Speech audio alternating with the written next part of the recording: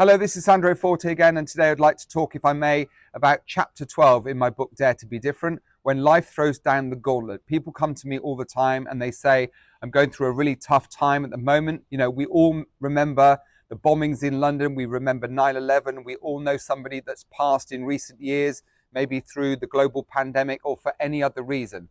We all encounter situations and times in our life that are really tough. And we don't necessarily know how we're going to bounce back. But you know what's amazing about human beings is we always find a way of doing it. But there are a number of ways that we can accelerate that process when life is really tough. I'd like to share a very brief story with a fascinating guest on my podcast, the Sandro Forte Podcast, something I ran for 3 years. And I interviewed a whole range of people, from those that had achieved extraordinary success to those who were really just struggling to live day to day. And there was a young man, I won't mention his name, you can find it on the podcast if you want to go searching on Spotify or Apple iTunes. But the reality was this young man was unbelievably philosophical. He was born with a very, very genetic disorder that was called neurofibromatosis. And I learned that this particular condition basically meant that this young man was dealing with cancerous tumors growing throughout his body.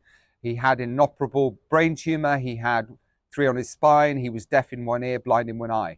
And yet, I've never known anyone quite so upbeat about life. And it really put into a lot of perspective some of the challenges that I face from time to time.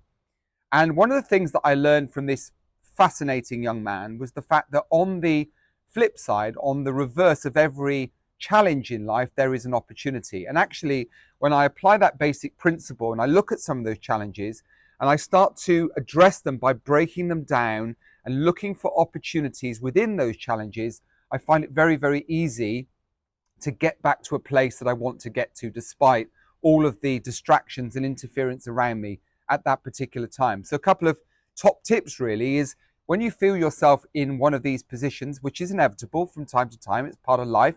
It's kind of what makes it so fascinating. It's what makes the highs high, but of course the lows low. But when you find yourself in a bit of a slump, when you find life to be quite challenging, break it down, look for the opportunities, because I promise you there will always be opportunities on the other side of those challenges.